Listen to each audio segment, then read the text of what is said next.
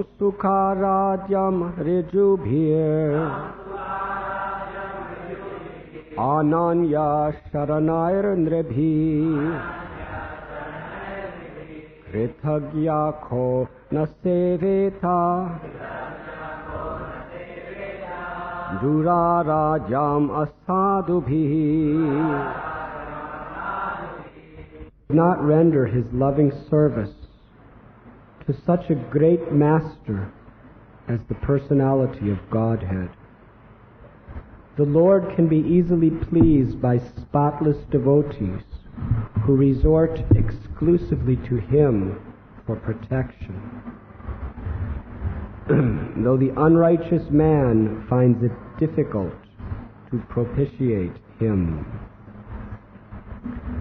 Purport by His Divine Grace, A.C. Bhaktivedanta Swami Prabhupada. Every living entity, especially persons in the human race, must feel grateful for the benedictions offered by the grace of the Supreme Lord. Anyone, therefore, with a simple heart of gratefulness must be Krishna conscious and offer devotional service to the Lord. Those who are actually thieves and rogues do not recognize or acknowledge the benedictions offered to them by the Supreme Lord, and they cannot render Him devotional service. Ungrateful persons are those who do not understand how much benefit they are deriving by the arrangement of the Lord.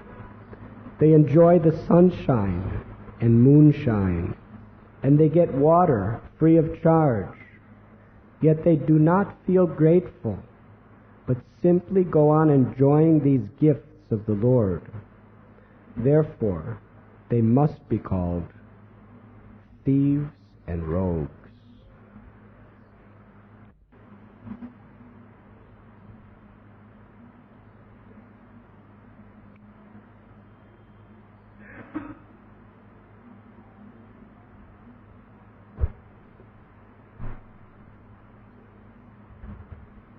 In this purport, Srila Prabhupada is very mercifully giving us most important instructions by which we can approach the Supreme Personality of Godhead. In the purport, there is great emphasis that anyone, therefore, with a simple heart of gratefulness must be Krishna conscious and offer devotional service to the Lord. Simple heart with gratefulness is an essential prerequisite to be able to understand what is Krishna consciousness. Krishna reveals Himself according to our particular consciousness. Actually, although Krishna consciousness is a very simple philosophy, it is very, very difficult to understand. Although there is great depths of logic, reason, philosophical explanation, shastric references, because everything materially and spiritually that is within our philosophy is so systematically explained in such thorough detail. But the basic principle is very simple. That we're not this body, that we are the eternal soul, that the nature of the soul is the eternal servant of Lord Krishna, and that Krishna is the supreme absolute truth. He is the all-attractive object of everyone's love. And the only way to approach him is through devotional service, through pleasing him in all of our efforts. And that pleasure is experienced by Krishna to the degree our hearts are pure. By serving Krishna, by remembering Krishna, we purify our hearts. And the easiest and most important way to remember Krishna is to be in the association of his devotees, to hear his glories, and to chant his holy names. That, in essence, is Krishna consciousness philosophy. If someone applies these principles to their life sincerely, that person will definitely go back home, back to Godhead, in due course of time. Why is it that most of the world, even in human species, cannot understand this principle? And even when explaining it to them, it is indigestible. And even devotees who are struggling and striving for so many years to be Krishna conscious, why is it that sometimes they have such difficulty just continuing on? We must have a simple and grateful heart. Prabhupada said Krishna consciousness is simple for the simple. And here Prabhupada is explaining what it means to be simple. It means to be humble. When we talk about simplicity, we are talking about humility. They are inseparable.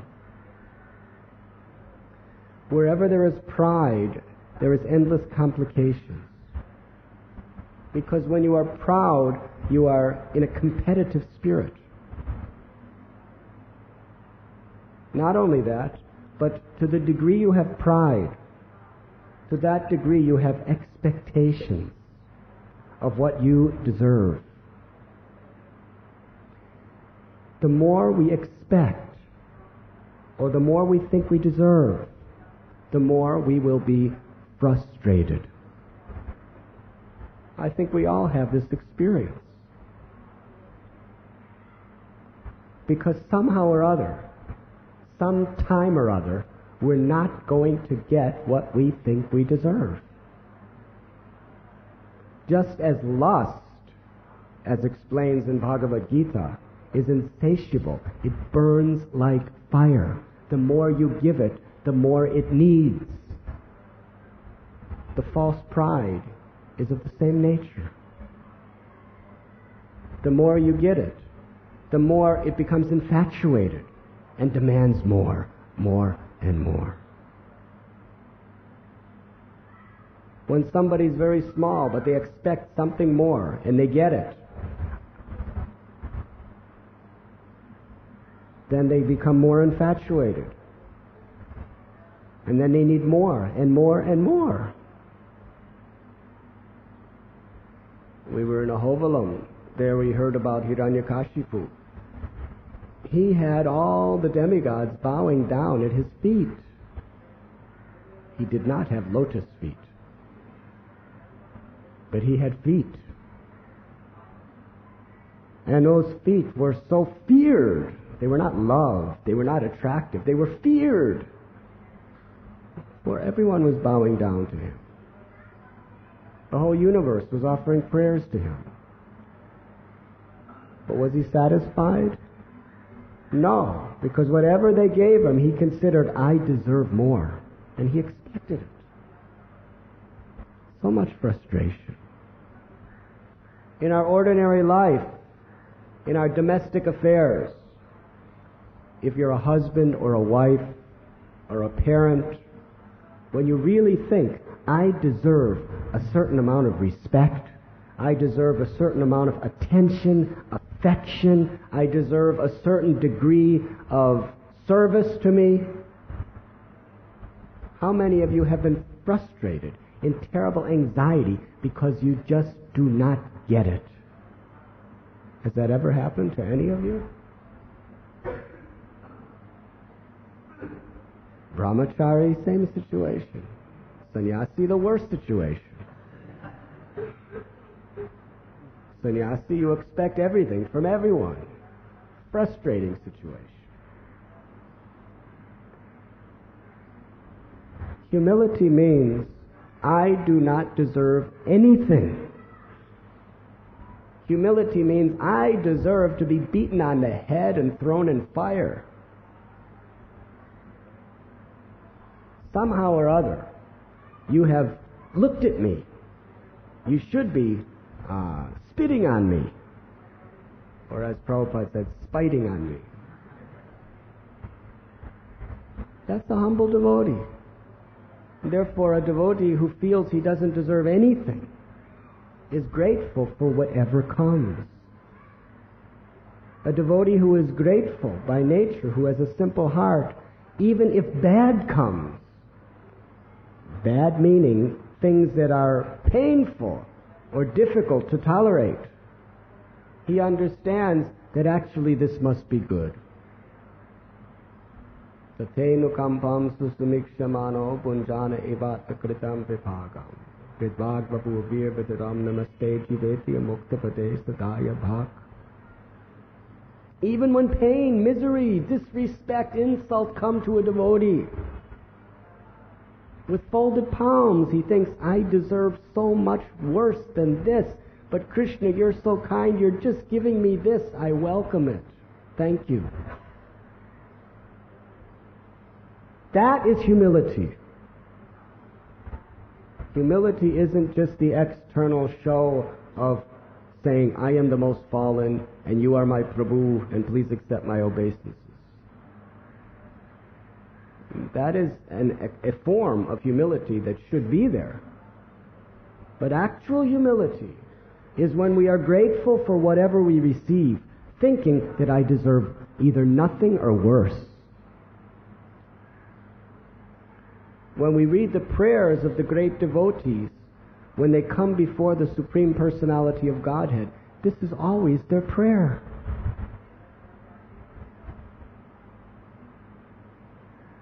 That you have given so much mercy to so many people more worthy than me, I do not deserve it. I have no devotion. I have no good qualities. But still you are giving me this.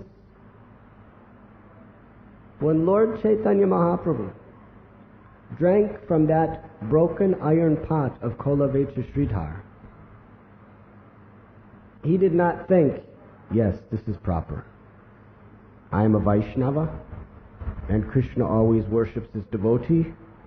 Therefore, Lord Chaitanya Mahaprabhu is very, very exemplary by taking the water from my pot. Kolavecha Sridhar, as soon as he saw Mahaprabhu doing that, immediately he began to cry. Now I am dead. You are killing me, my Lord. And he fell unconscious. Because he felt from the core of his heart he had no devotion. Such respect he did not deserve. If he felt he deserved it, but he wanted to take a humble position, he may have spoken like that, but he wouldn't have fallen unconscious. This is the mood of a Vaishnava. When Kalidas was talking to Jadu Thakur, that even though you may be coming from lower family and everything, because you are a Vaishnava, therefore you are worshipable. He quoted many, many scriptures. But Jadu Thakur replied, everything you're saying is true, but it does not apply to me because I am not a devotee. I am a very fallen, sinful person. When you have this disposition, you're grateful for all mercy. And when you're grateful for mercy, that means your heart is receptive to receive it deep, deep to the core. To the degree you are grateful, to that degree the mercy can penetrate to your soul. To the degree you're proud, that pride deflects the mercy, obstructs the penetration of the kindness of the Lord and His devotees. This is most essential to understand. What is it that makes a devotee beautiful in the eyes of other Vaishnavas, in the eyes of Krishna, and in the eyes of sincere people of the world? It is their gracious, humble nature.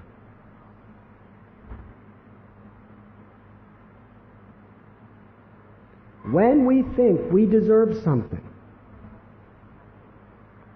if you get it, you're not really that pleased by it, because you feel that I had it coming, if it's something good.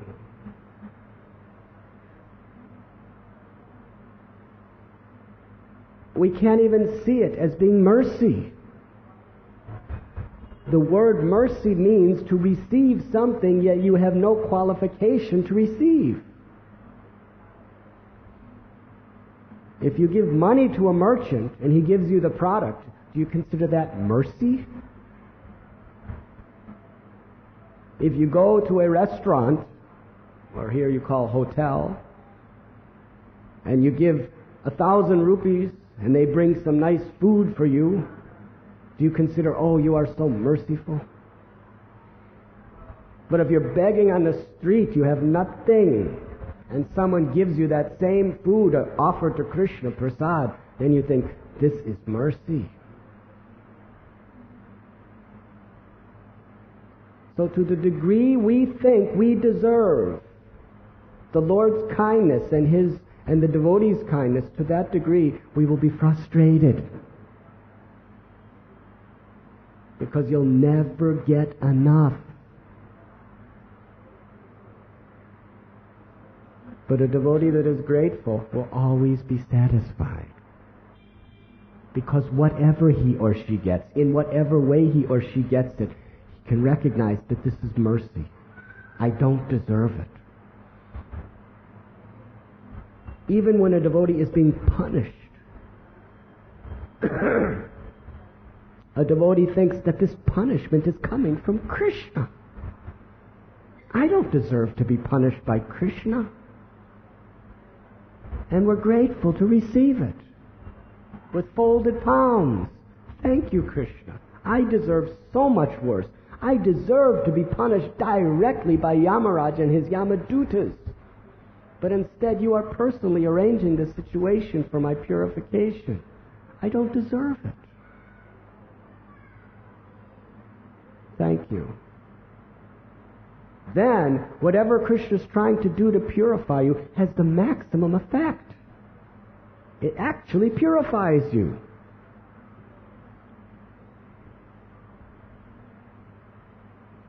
Just like if you have poor digestion, even if you eat the best, most nutritious food, you get very little benefit from it. In the Ayurvedic technology, this is a very, very essential principle. Digestion. If your digestion is good, then if you eat minerals, vitamins, proteins, and all those things, they go right into your body, and naturally your body restores itself when it's ill, and it becomes full of energy and life. But if you have poor digestion, even the best medicine in the world, if you eat the best, most nutritious foods, it just goes in one side and comes out the other side. The body cannot assimilate it, cannot absorb it. So hearing the glories of the Lord, chanting the glories of the Lord, in accepting the mercy of the Lord, that is the medicine that we must have to purify our heart. And to the degree we have simple and grateful hearts, to that degree, we can absorb and assimilate that mercy that is coming. Trinadapi sunichena tarodapi sahishnana amanina manadena kirtaniya sada hari. We can understand this verse from this point of view. When you are actually humble like blade of grass, tolerant like tree, genuinely thinking that everyone else deserves respect but I do not. And when we chant the holy name in that sweet mood of consciousness, then we can fully digest the mercy of the holy name. We can get maximum purification with every mantra that we chant. Now, if we're proud and ungrateful, even if we're chanting year after year after year after year after year, we're just not able to properly digest within our hearts the supreme, most perfect medicine that will cure you.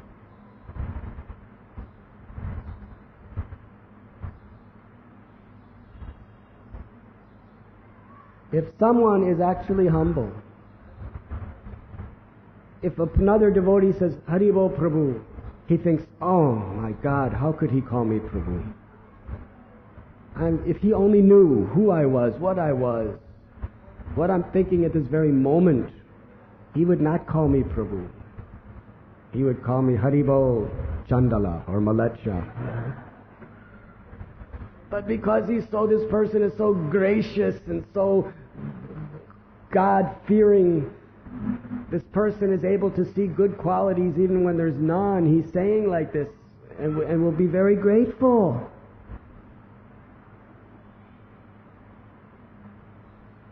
However, if we think we deserve, then someone will give, but we're thinking, more. Why not more? Why, that's all you gave? A person gets attention from a Vaishnava. Why is he not giving me more attention? We should be thinking, this person has given me a moment. This will give me the strength to continue for the rest of my life. Such mercy. That is a grateful heart.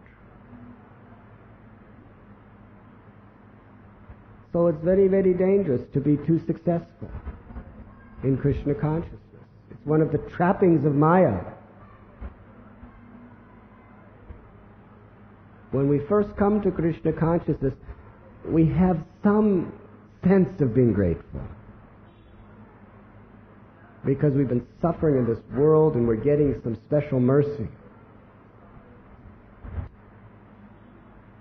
We're not really deeply grateful. If we were really and deeply grateful, we would be in the spiritual world with Krishna. We wouldn't be in this material world. But some sense of gratitude and simplicity is there.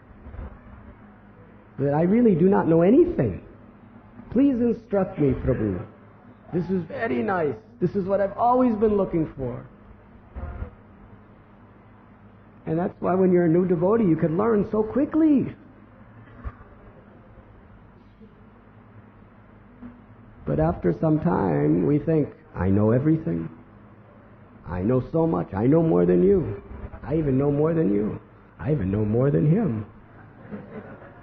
I may not say it publicly, but I know.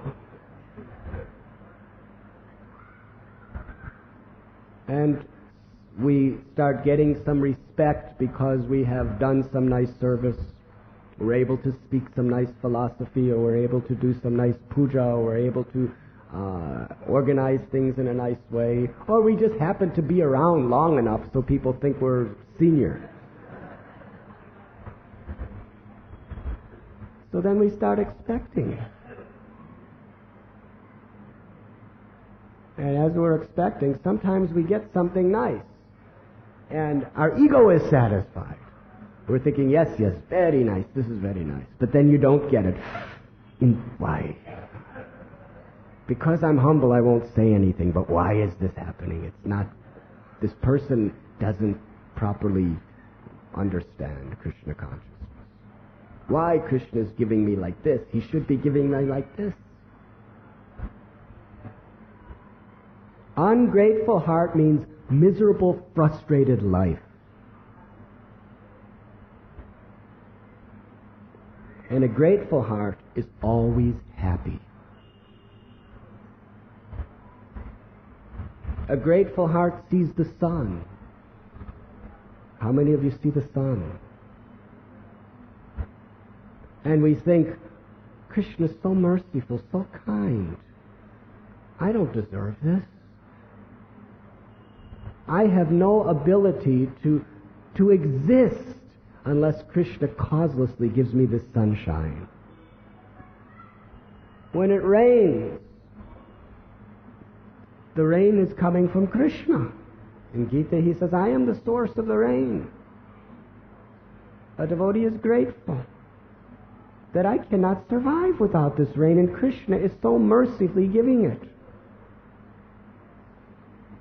When we take prasad, we offer this prasadam prayer. The whole purpose of this prasadam prayer is to put us in a grateful state of mind, to understand the meaning of prasadam. Prasadam is mercy you do not deserve.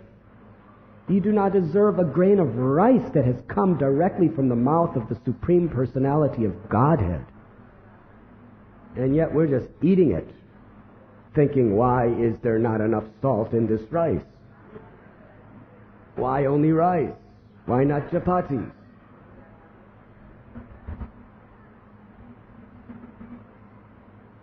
Are we grateful? If you were starving on the street and someone gave you a plate of rice without any salt, you would be in ecstasy.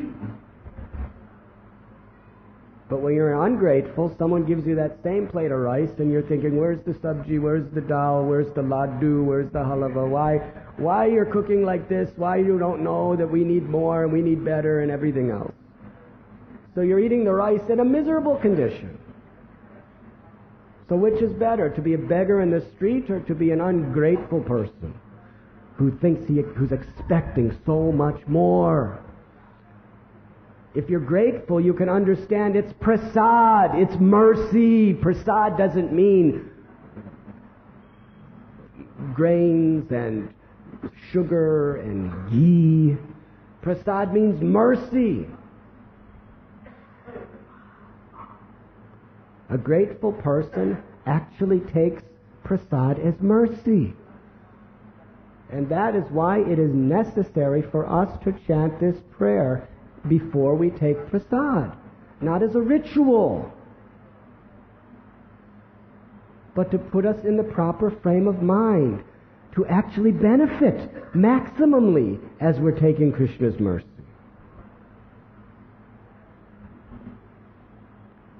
Why do you think we bow down?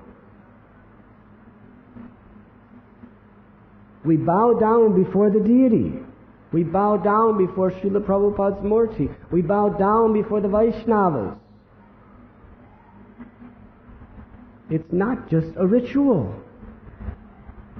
It is actually to put us in the proper state of mind to receive the mercy of this particular form of the Lord or His representatives.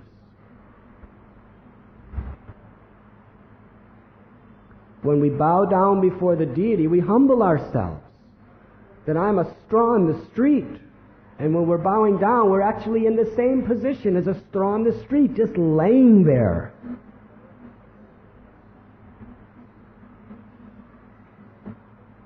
Dandavat.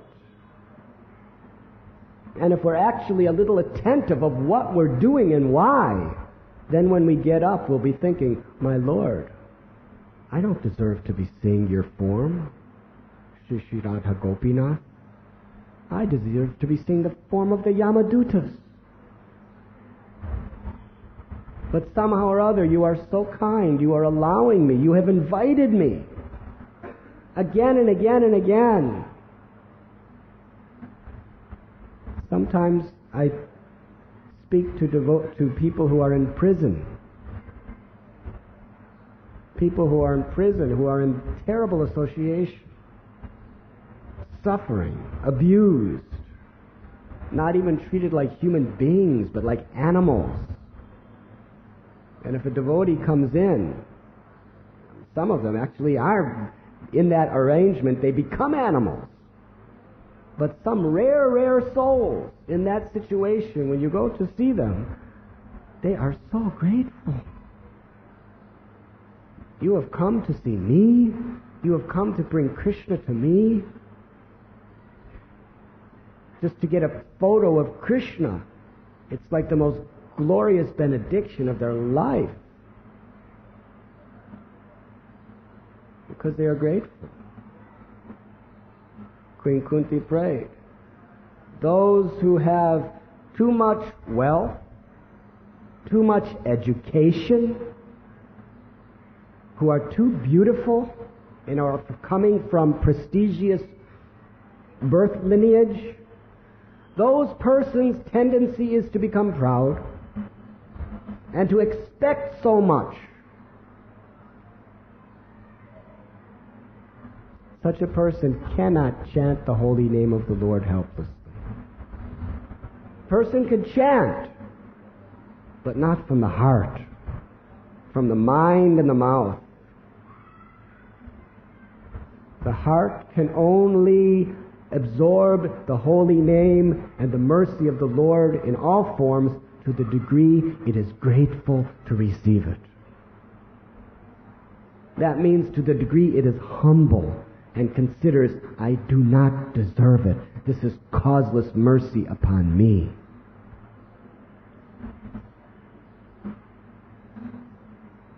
The elephant Gajendra, what was his qualification? He was just a big elephant, subhuman. But he prayed with such a simple and grateful heart.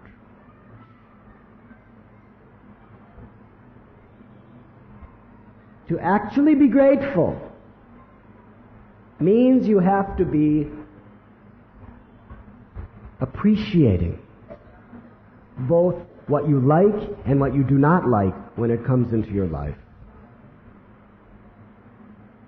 If we understand that Krishna is the supreme controller, to be grateful doesn't mean to be selectively grateful, because that's not really being grateful at all. When someone praises me, I'm very grateful because I know I don't deserve it. But when someone accuses me, I become very angry because I know I don't deserve it. If you felt you deserved it, you would be grateful. It's coming from Krishna. This person is just the instrument. If some severe, intolerable crisis comes into our life, it is our prescribed duty to have to deal with it. However, internally, that's what Krishna is ultimately seeing. Internally, are you depressed? Are you thinking, why me? Are you angry with this person, that person, and the whole world, and ultimately angry with God? Or are you thinking, somehow or other, I may not understand how or why, but I do have faith that because I'm connected to the association of Vaishnavas, somehow or other, by their blessings, Krishna is taking care of my life. And if this is what he's sending, this is what I need to make spiritual advancement.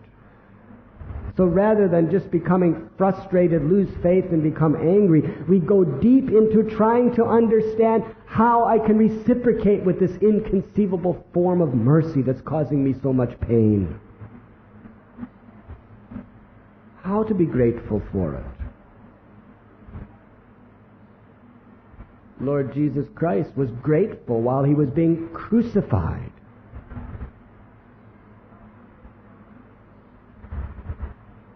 Srila Prabhupada was grateful as he was having heart attacks, as people were robbing him and stealing him and abusing him. Chaitanya Mahaprabhu was grateful when Ramchandra Puri was spreading nasty, blasphemous rumors against him all over Jagannath Puri. The devotees were outraged. And we have a right to be outraged when another devotee is offended. But the devotee himself, he's grateful. He understands, this is some mercy. I may not understand, but I need it. It's coming from Krishna. How kind.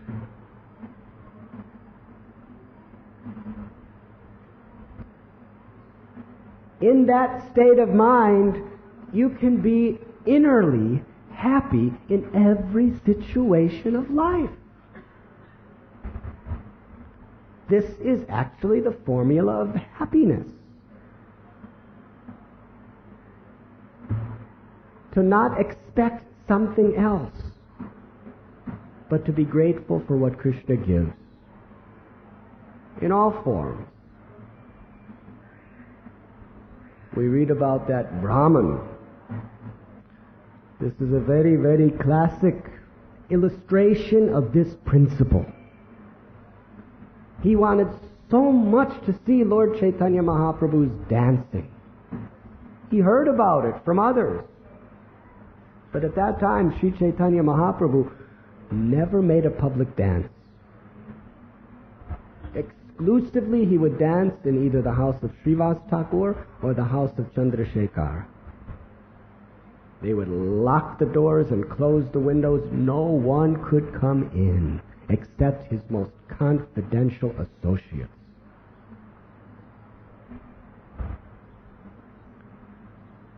So this Brahman, he was a brahmachari from birth. Perfect celibacy. Now that's something to be proud about if you want to be proud. Who could do it? Perfect celibacy. And he didn't take any other food except he drank milk. That's pretty austere.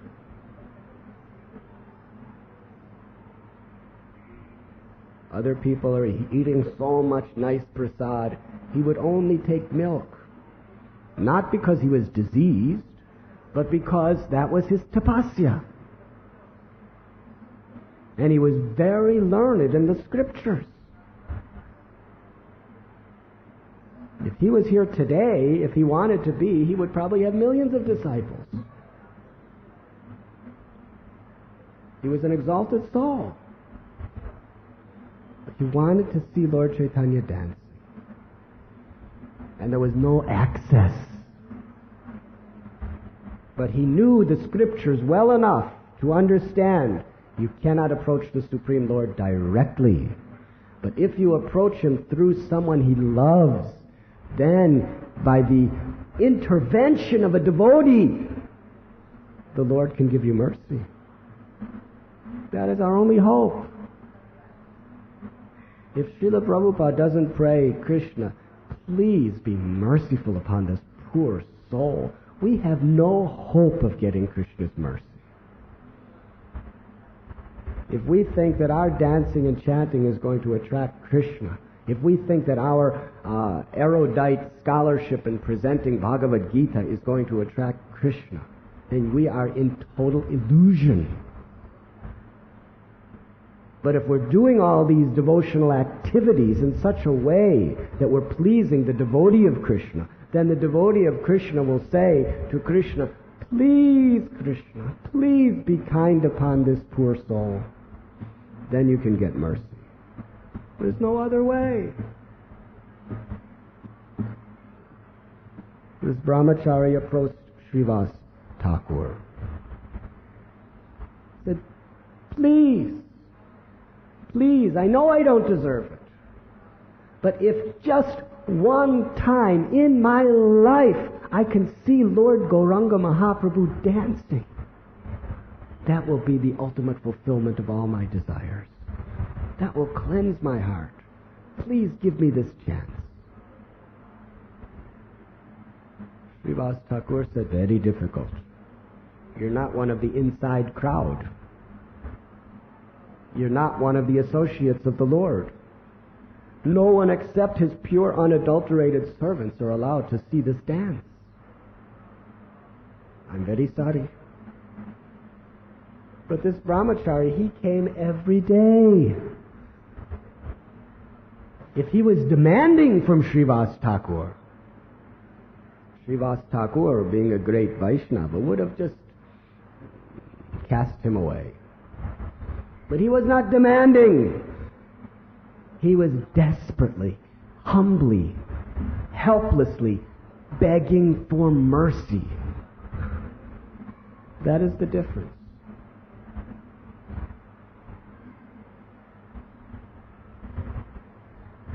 Sometimes people invite the brahmacharis to their homes. And they demand, they expect, why is he not putting his lotus feet in my house? I've done service, I've given donations, you better put your lotus feet in my house.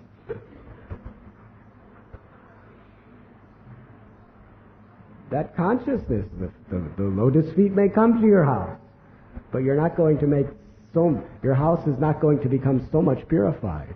Maybe your house is, but you won't.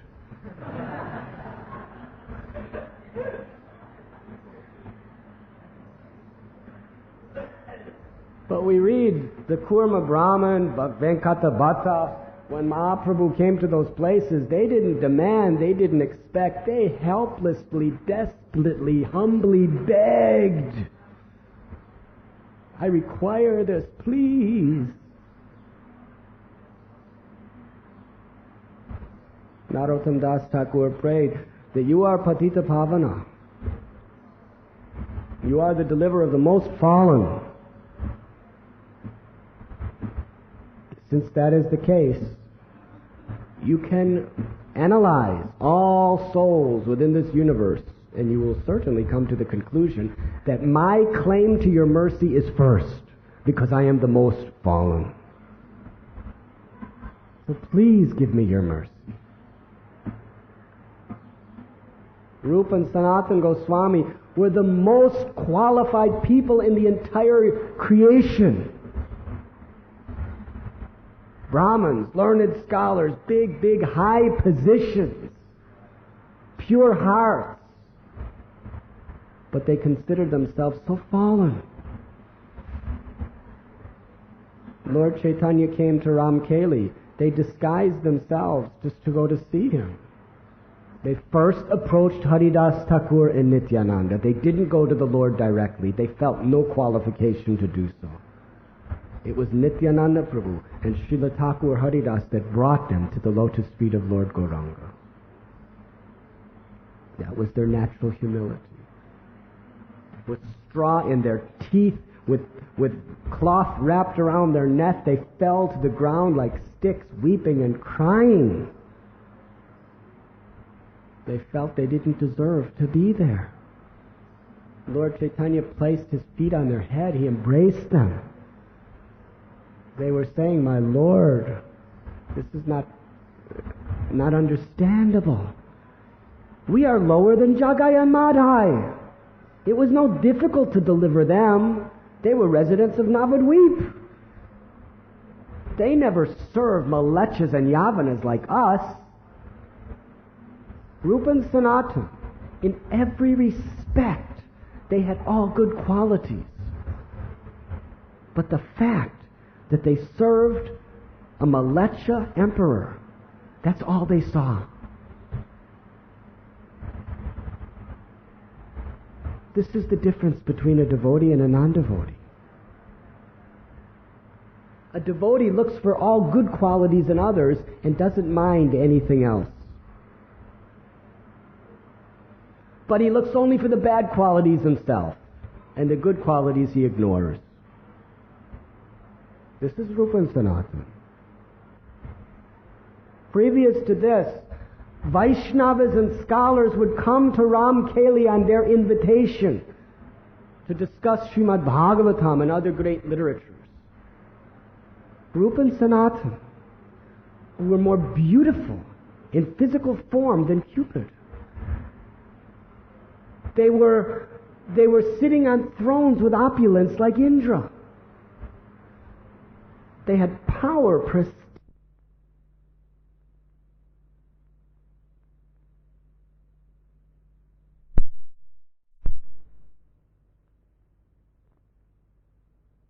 Incredible education.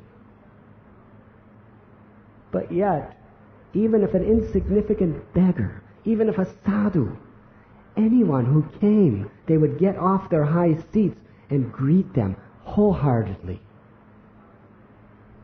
Arrange prasad for them.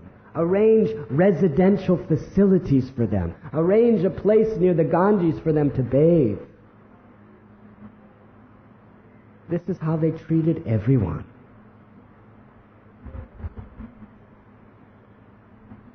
And when Lord Chaitanya came, they were thinking like this. They were seeing good in Jagai and Madhai. What Vaishnav, what a grateful heart you have to think like this. Jagai and Madhai were murderers, rapists, robbers, stealers. Every day and night they were setting innocent people's houses on fire. They were drunkards and the lowest of man. But Rupa and Sanatan, they were only thinking this, that they deserved your mercy because they were from Navadvip. Seeing the good in them. But what about themselves? Brahmins, scholars, pure devotees, famous. And they were thinking that we are lower and more fallen than Jagai and Madhai. To deliver him was easy, but to deliver us will be very difficult. But still, we're begging, please. We have no other hope. For us to expect your mercy is like a tiny dwarf to touch the moon. Who can touch the moon? What to speak of a dwarf? He's farther than the moon than anyone else.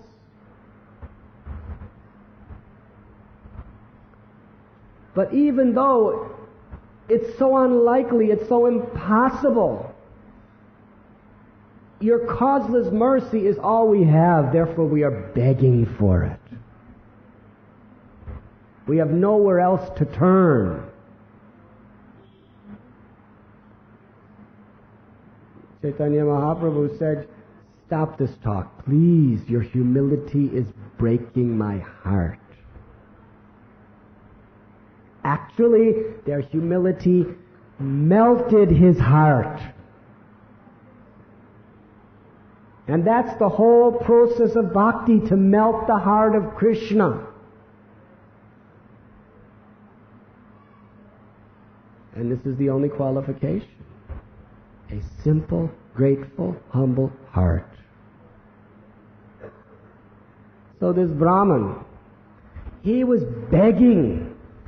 He was actually humble. That although I have all these qualifications, if I do not receive the mercy of Sri Chaitanya Mahaprabhu, it's all null and void. So after many days of such appeals, finally Srivas Thakur said, because you only drink milk, and you're perfect celibate, and you're a very humble and gentle brahmachari, I will arrange for you to see Lord Chaitanya's dance. But you'll have to do it secretly. So Srivas Thakur arranged a very nice hiding place. Sri Gauranga Mahaprabhu came. He told the devotees to begin kirtan. He began to dance in ecstatic love. Tears sprinkling from his eyes. Hair standing on end. The complexion of his body transforming into different colors. Limbs trembling. Voice choked up. With his arms raised, he induced everyone to ecstatically chant Hare Krishna, Hare Krishna, Krishna Krishna, Hare Hare, Hare Ram, Ram Ram, Hare. After some time, the Lord stopped the kirtan. I am not feeling ecstatic love by hearing the holy name in this kirtan. There must be someone who is not supposed to be here that is here. Is there anyone in this house? Srivas Thakur, he was a simple Vaishnava. One of the qualities of a devotee is they're truthful, they're honest, no matter what the consequences may be. So that devotee, Srivas, said, "My Lord, there are no atheists in the house. There are no blasphemers in the house. However, there is one brahmachari, but he's celibate. In fact, he's so austere that he never drinks anything but milk. He wanted so much to see your dancing." Chaitanya Mahaprabhu became tumultuously angry. With thunderous voice, he proclaimed with his fingers in the sky, "Get him out! Get him out before I rip him to pieces, before I destroy the universe." What is this milk drinking? Do you think that anyone is qualified to see the Lord or to see my dance because he drinks milk? Get that milk drinker out! It is only by pure devotional service, it is not by austerities that one can understand Krishna. What was the austerity of Gajendra? He was elephant. Elephants don't perform tapasya. He was just roaming around with his so many female elephant wives and his children. But somehow or other, when he was in a helpless state, he cried out for Krishna with devotion. And therefore he saw Krishna directly. In fact, Krishna just took Gajendra right from his elephant body, on the spot transformed him into a four-armed Vishnu resident and sent him back to Vaikuntha. What about the gopis? What austerities are they doing? And Hanuman, what austerity? They didn't do tapasya. They had bhakti. It is only by bhakti that one can understand Krishna. If one is proud that I am celibate, I am austere, I eat less than you, I sleep less than you, I've been celibate longer than you,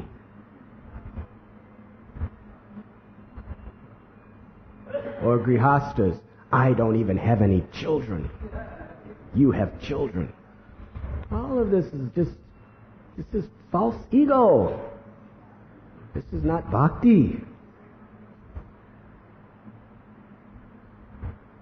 So Mahaprabhu was very, very angry. Get him out! I don't want any of these austerities. I want bhakti. So the brahmachari, it was quite clear to him what his position was. He was walking out of the house. As he was walking, he was just, from the material point of view, he was totally discredited. Everything that he stood for was just obliterated. It was revealed to be meaningless. It's not easy taking nothing but milk your whole life, and after doing that, the Lord completely insults you and tells you it's offensive and bogus. Hare Krishna. It's not easy being a brahmachari. You have to give up so much. The nature of this material world. The attraction between male and female is the basic principle of the entire material existence. No one is exempt from this attraction. To say no, for the sake of a higher cause, I will not. It's very difficult. Somebody expects to be a little appreciated. Oh, you're doing very good. But this brahmachari, he was blasted with criticism. The Lord said it's all useless, it's all nonsense, it's all null and void. And he didn't blaspheme. He didn't blast him out like this privately. It was in front of everybody with such a thunderous voice.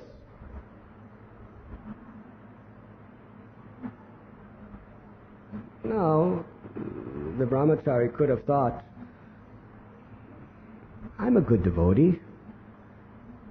I'll go to some other mat. They don't appreciate me here. This Gaudiya mat, I don't know. I'm going to go to some other mat. You could have thought like that. I'll go to where people will honor me and appreciate me for who I am and what I am and how I am and who I am and like that. No, he was thinking, what the Lord has said is correct. He didn't tell anyone this. He didn't get on a pedestal and say, yes, everything he said is true. I am humble. He just quietly walked out. But as he was walking out, within the core of his heart, he was thinking, whatever the Lord said is his mercy. It's for my purification. He's correct.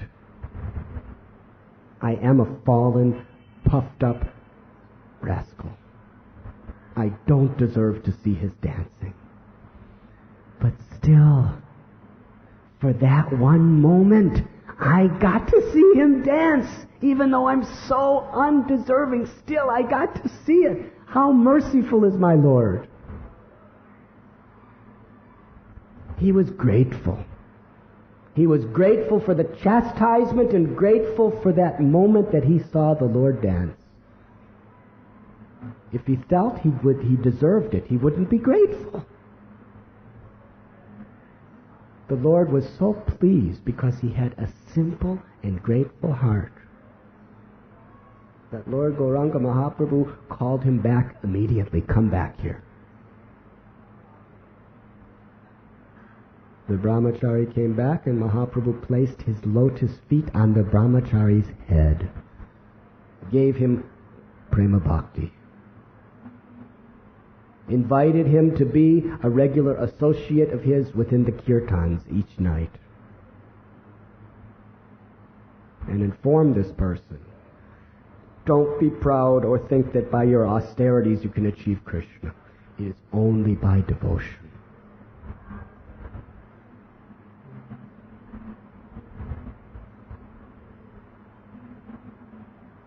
The brahmachari was happy because he was grateful. Our scriptures are full of this same ideal being demonstrated. The Avanti Brahmin, he was a wealthy man, addicted to his wealth. Everything taken away. All his wealth gone. His wife rejected him. His children rejected him. His family members and all of his friends rejected him.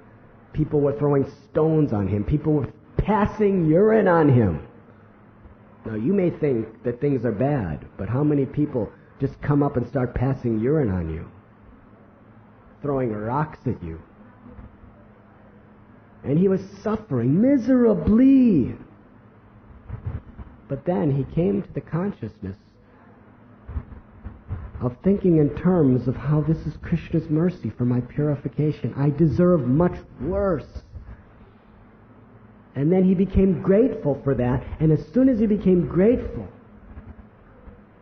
and began to pray to the Lord with a humble mind,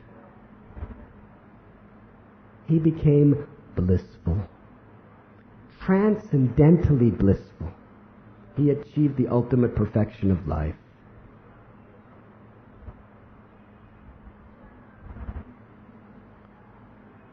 So somehow or other, the mind connected to this false ego is such a formidable enemy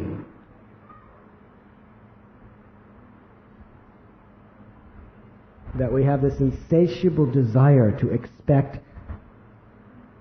more and more for ourselves.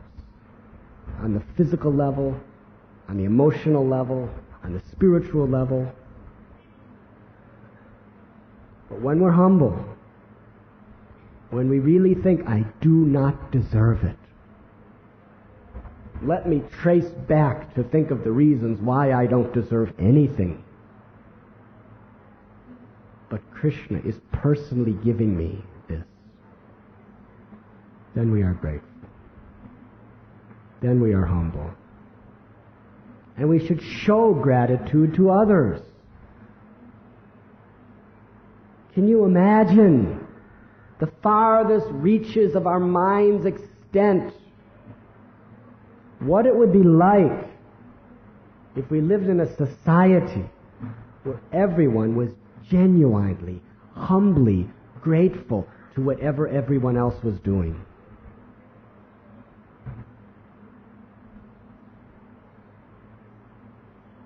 This world would be Vaikuntha. But now everyone wants everyone else to be grateful for what I'm doing.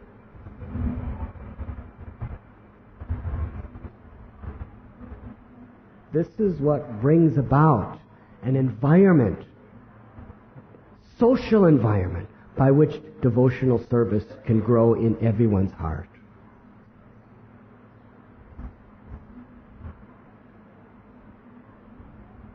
That means within the brahmacharya ashram. That means within each family's grihastha ashram. And that means the conjoint cooperative efforts amongst all of us together.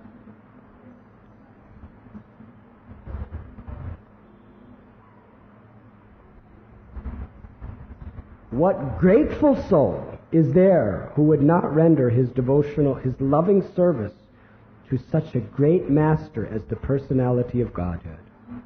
This clearly indicates if you're not grateful, you cannot render loving service. You may be able to render some kind of service, but not loving service. Love can only be within a grateful heart. It is prerequisite. The Lord can be pleased easily by spotless devotees who resort exclusively to Him for protection, though the unrighteous man finds it difficult to propitiate Him. Is there any questions?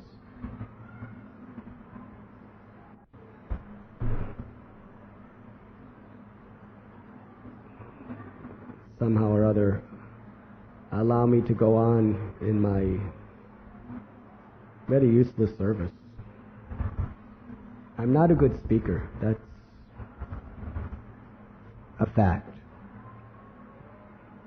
And I really have no capacity. That is a fact. But for our purification, we have to serve Srila Prabhupada, our Guru Maharaj. And he wants us to preach. So the fact that you patiently sit and listen and even invite me to speak is your causeless mercy upon me. And I'm very grateful. At least I'm trying to be grateful to all of you. Is there any questions or comments? Yes?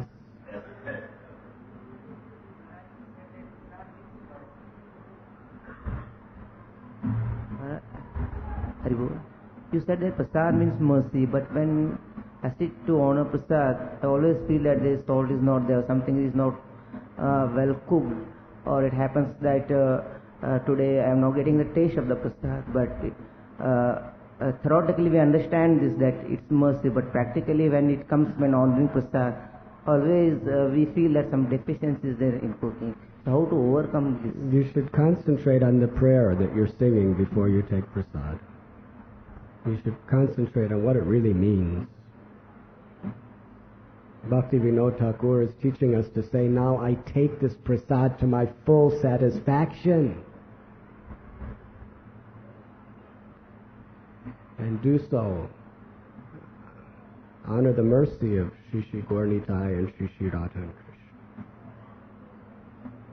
That satisfaction is not so much the satisfaction of the tongue, it is the satisfaction of the heart.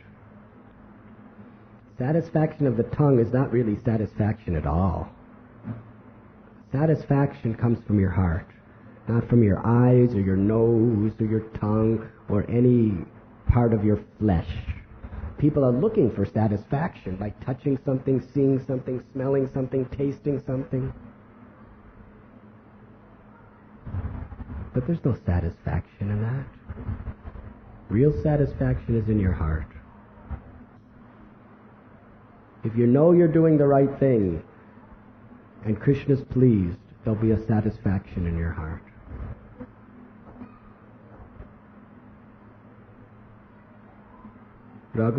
Chaitanya Mahaprabhu, when he stole that little piece of rice that Raghunath Das Goswami was eating, that the cows spit out. Do you remember we went to Puri? How many of you went to the yatra in Puri? Do you remember that place where the Talinga cows were eating the decomposed rice that was thrown out? First it's offered to Jagannath, then it's given to shopkeepers, and shopkeepers sell it. And that parts which are not sold, which go spoiled and rotten, they just throw it in a pile. Do you remember how that pile smelled? Do you remember how many hundreds and thousands of flies were having pilgrimage on that pile?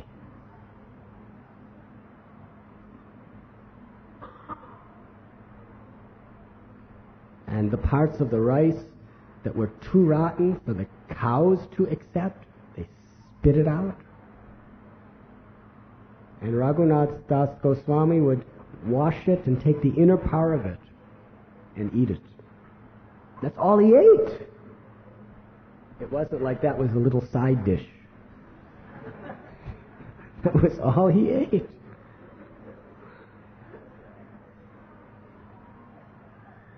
And Chaitanya Mahaprabhu, regularly when he would go to people's houses, they would bring him the malpuras and rice and sabjis and gajas and everything from Jagannath. They would bring him the nicest prasad. Sarvabhauma Bhattacharya would cook.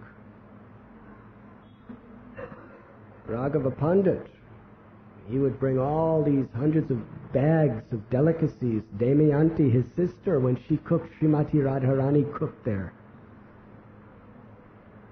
But yet when he took that prasad of Raghunath Das Goswami, he was in ecstasy. Never have I tasted such delicious as prasad as this.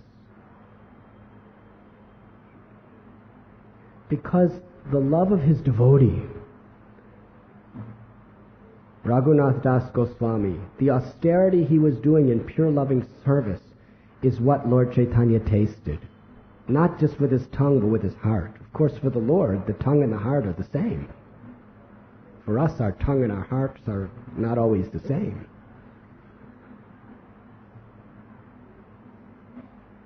But it is that inner fulfillment of the heart that gives satisfaction.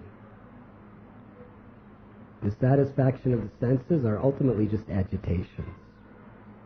The satisfaction of the mind is ultimately an agitation.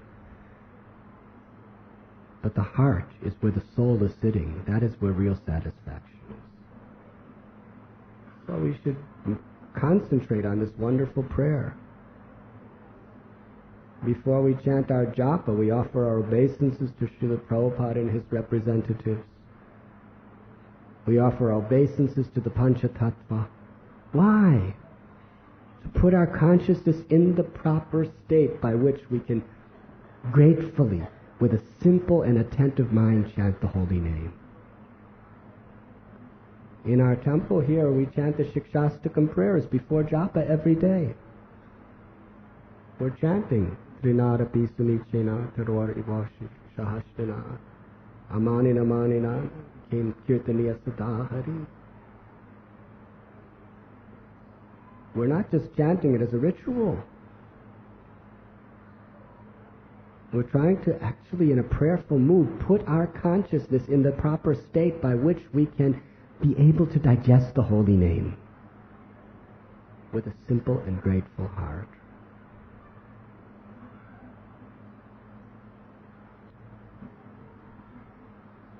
One more question. Sham Vallabha Prabhu.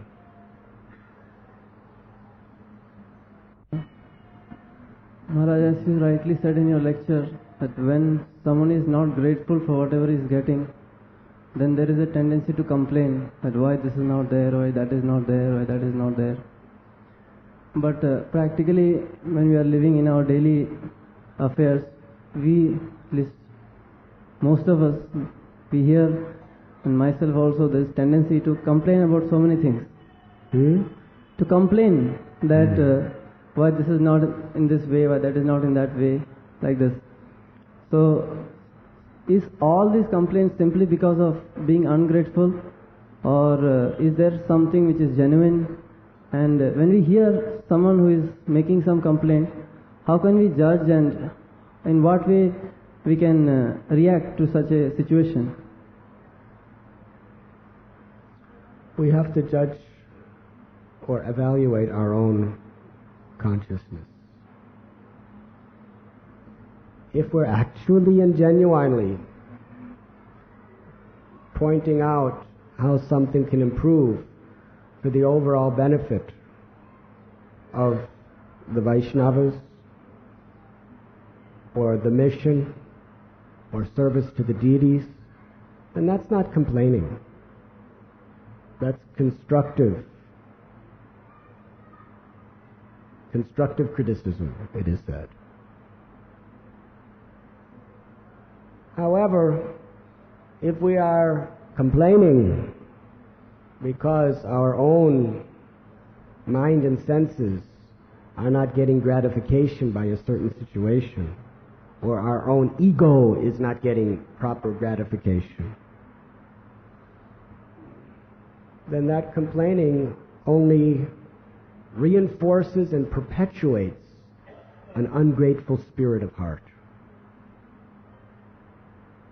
So it's better if we reflect and be a little more philosophical and tolerate that urge and actually pray to Krishna.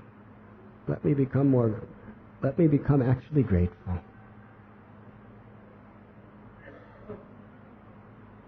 If we're in a position, it's not that every devotee should be the manager of the temple.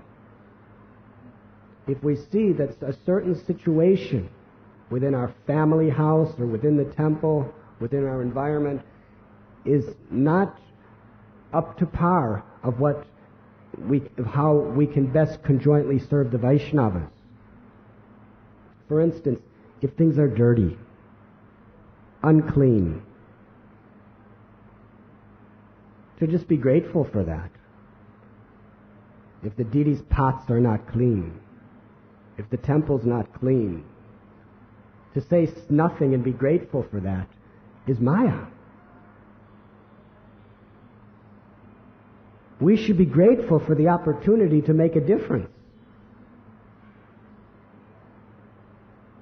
And in a constructive and humble way, if we're not in authority position, we can present that actually this is not clean, and I'm trying to clean it myself, but I can't do it so much, but I just want to bring it to your attention that devotees are suffering because of this. It doesn't give a good image. That's not complaining. That's constructive. It's done in a mood of service.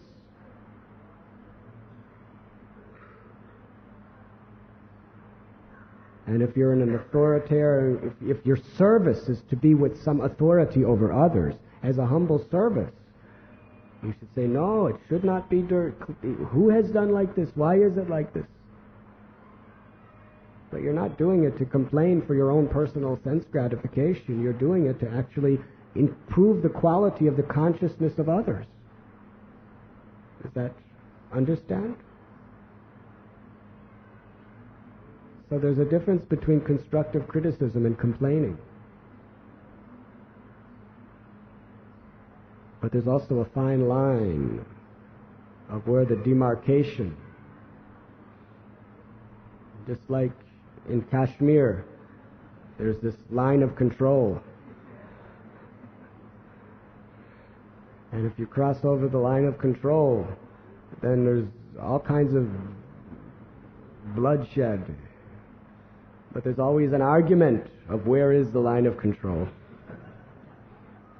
So in the same way, that line of where we're complaining and where we're constructively just trying to serve,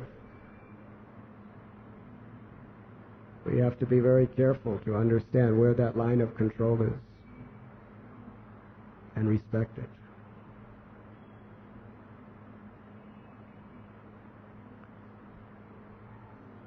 Srila Prabhupada ki. Thank you very, very, very much.